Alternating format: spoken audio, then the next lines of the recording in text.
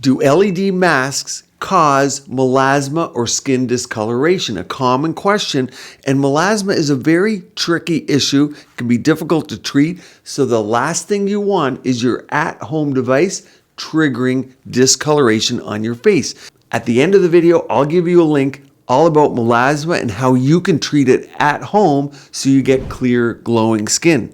In this video, I'll describe how red and near infrared light wavelengths can affect melanin production in the skin. Can they cause hyperpigmentation or exacerbate or make worse your melasma? What about other photobiostimulation wavelengths like blue, green, yellow? And finally, does heat play a role here, causing pigmentation response with the masks when you wear them? Heat is exactly what you guys are concerned about when you're asking me about your at-home device. You always ask me about your Nira, your Lima, your Nua, your NuFace, your Trinity, and it's all about heat. The level, the intensity, the duration, and the depth. We'll talk about that today. So melasma, pigmentation. It's a very common skin condition that causes these brown, gray, or brown patches to develop in various areas on the face. Particularly, you're going to see it when there's sun exposure. These patches usually appear in the cheeks, the forehead, the bridge of the nose, and the upper lip. You hear mask of pregnancy or the mustache of pregnancy. That's from the hormonal stimulation for those areas. And it could be not just pregnancy, but also hormones that you take like birth control pills or estrogen replacement. It's more common in women, almost always occurs in women versus men.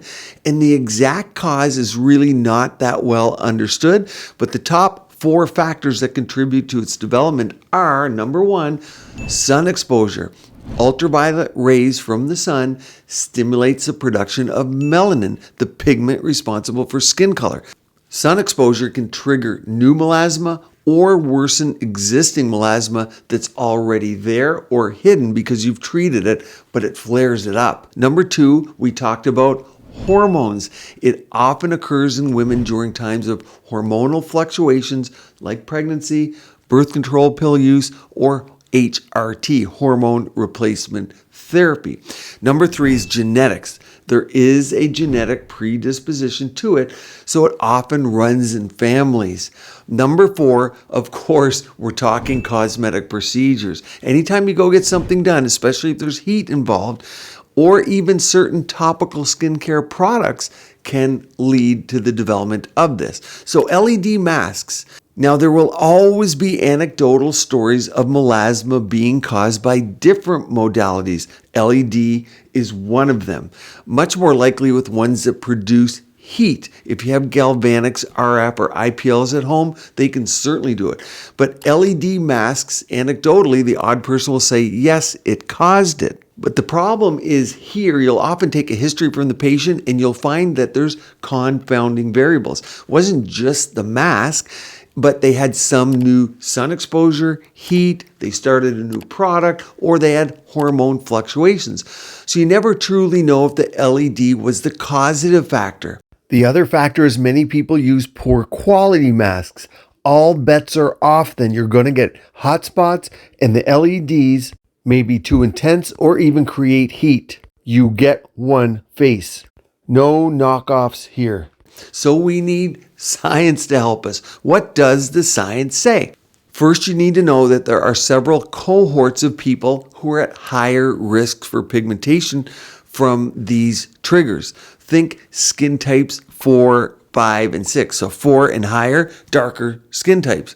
So for you people out there, it's even more important to be aware of the risk factors and use light therapies and procedures that don't create it. The most likely risk of making hyperpigmentation worse using LED masks is the heating effect. So the intensity of the LED device, regardless of the wavelength used. So it's not, is it red or infrared that's causing it, but it's having a mask that creates heat. Proper photobiomodulation is non-thermal by definition. That's what makes it so safe. It doesn't produce heat. They don't produce heat if you're using a great mask. I went to great lengths to make sure my mask doesn't produce heat. Recall with the laser like IPL, CO2, erbium YAG lasers, they have a much higher risk for melasma because they produce a lot of heat. And that's exactly why we start people on hydroquinones, skin lighteners, etc. before we go ahead with a laser treatment for a lot of people, not just people at risk, but for a lot of people because the devices can just create it in people that aren't even at high risk. So you need a quality LED mask that doesn't produce heat. Speaking of high quality, here's another key point. Too high of a dose of red or near infrared light therapy produces excessive, there's two things, reactive oxygen species and nitric oxide, and they can trigger a pigmentation response in the skin. Over 50 milliwatts per centimeter squared of energy, I found in my testing in clinic, was too much. One thing we know that after red and infrared light, there's inflammation that's produced in the skin and the subcutaneous tissues for anywhere from 3 to maybe 8 hours. This is low level, good inflammation that triggers that wound healing response. That's what we want. That wound healing response builds your collagen and elastin, gives you that skin bounce. So that's what helps make the fat pads healthy as well. But too much is not needed. Think 10 minutes 3 times a week. More is not better. So the dose and intensity you need to pay attention to. It's why I keep my mask at about 30. Well, it is. It's actually 30. Well below 50, but it gives the results, and it's tested in my clinic to do so. I didn't want to go to 50 or above because that is the level where we're starting seeing some problems. As well, keep in mind, face masks used on the skin could transfer heat to the person using them by way of hot spots where the LED is positioned. So imagine that LED gives off intense heat at a focal point. And that's one reason why I use Apex Glow technology. You can see it here. You get that same intensity, but it's uniform and it spreads out from the light source, so you don't get that one area that's pointed that might lead to a problem. Now, what about turning off certain wavelengths? A lot of people ask me about this. Well, near infrared is often wrongfully accused of causing heating and hyperpigmentation. Yet I have found with my mask and my testing that the near infrared can be used to treat melasma and reduce pigmentation. The exact opposite of what people think. But for those not wanting that near infrared, or still think that that could be a problem for them, it's pretty easy. You can turn it off on my mask so you're not getting that near infrared wavelength. One thing you can do if you want to be super safe, now before we go on, if you're getting value from my videos, click like and subscribe. It lets YouTube know that you like this kind of content. One thing you can do if you want to be super safe is to avoid unprotected sunlight, UV light, and blue light on the same days as you're using the red and near infrared LED session on the mask. So you separate them. That keeps you even safer. Now, what about blue light? Well, it should be used very cautiously if you're trying to prevent hyperpigmentation. Blue light is used for acne and it works great for that, but it can increase melanin production. So I say be cautious with that if you're in question. And before we talk about yellow and green light, don't forget I have quizmd.com. It's free. Fill out the questionnaire and it will give you your answer for the best products for your skin type and problems and what you want to solve. And even if you're not on my skincare products, you can look at the products that you're on, look at the ingredients, match them up, make sure you're on the right skincare. Consistent skincare is the easiest way to look your best without the need for invasive procedures. Now, wavelengths like green, 532 nanometers, yellow, 585 or 590 nanometers, red, think 633 nanometers, 660, and near infrared, think 810, 830, 850, 940.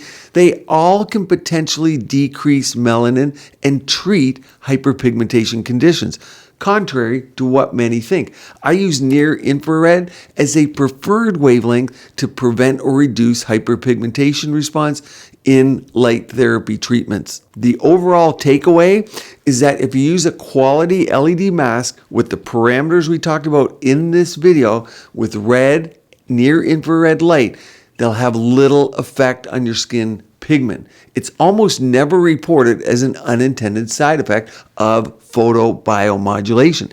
It generally offers protective effects from UV and inflammation. So that sounds like a big statement, right? Protects you from the UV. I was in Hong Kong and I was talking to a couple of people that use LED, and they were telling me that they use their LED in the morning before the day starts because they get sun protection. Now, they didn't wear, therefore, sun protection after. I'm not saying that.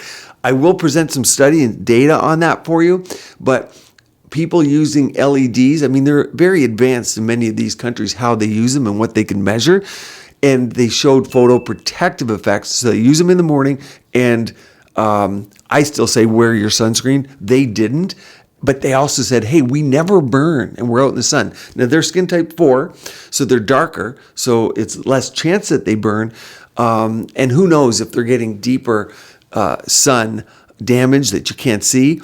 But the fact that they used to burn and they don't after LED therapy, I'm going to investigate that further. I have a couple studies on my computer. I'll look them up. I'll present the data to you. But pretty amazing. We're just learning the effects of LED light and these masks, but they're absolutely phenomenal for collagen production, lifting, tightening, and most importantly, helping with dysregulation of the fat pads, because as the fat pads become unhealthy, some of them grow, some of them shrink, they create that aging effect. To treat your melasma or skin discoloration at home, you'll now want to watch this video all about melasma. And for those of you who ask, here's my playlist on my treatments that I get done on my face on a video right down here you can click on. Stay tuned here. Keep your skin and body beautiful, healthy, and vibrant.